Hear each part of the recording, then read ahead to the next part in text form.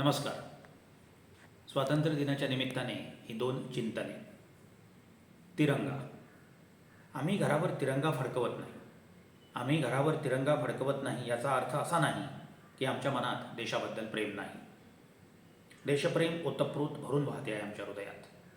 देशप्रेम ओतप्रोत भरून वाहते आहे आमच्या हृदयात, परंतु त्याचे प्रदर्शन मांडावे असे आम्हाला वाटत नाही. तिरंग्याची प्रतिकात्मकता आम्हाला तेवढीशी पटत नाही.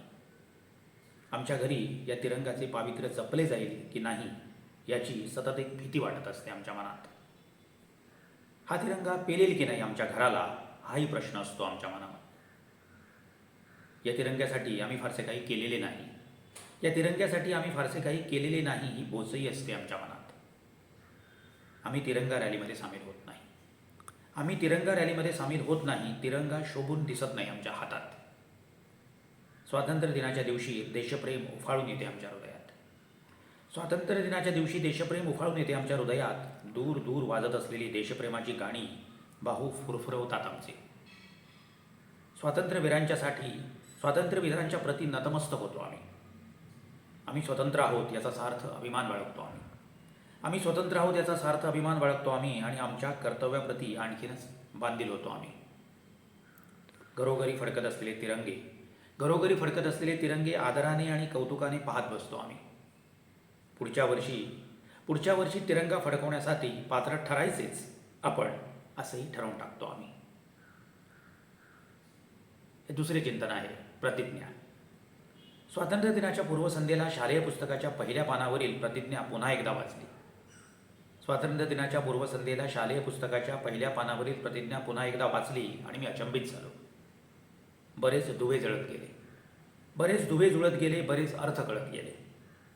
शालेय वयामध्ये प्रार्थनेच्या वेळी रोजच ही प्रतिज्ञा मी केली होती, परंतु तेव्हा तिचा अर्थ फारसा कळला नव्हता.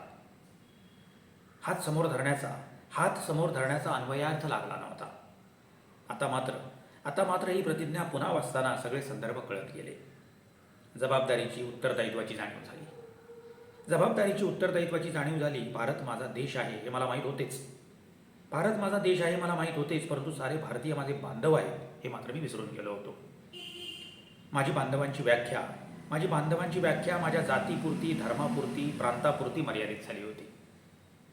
माझ्या देशाच्या उज्ज्वल परंपरांचा अभिमान मला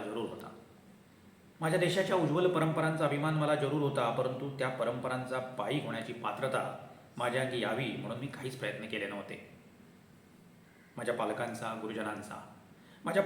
गुरुजनांचा आणि वडीलधाऱ्या माणसांचा जरी मी मान ठेवीत असलो तरी या सर्वांशी सौजन्याने वागण्यात माझी काहीतरी गफलत होत होती. माझा देश आणि देशबांधव यांच्या प्रतीची माझी निष्ठा डळमळीत झाली होती.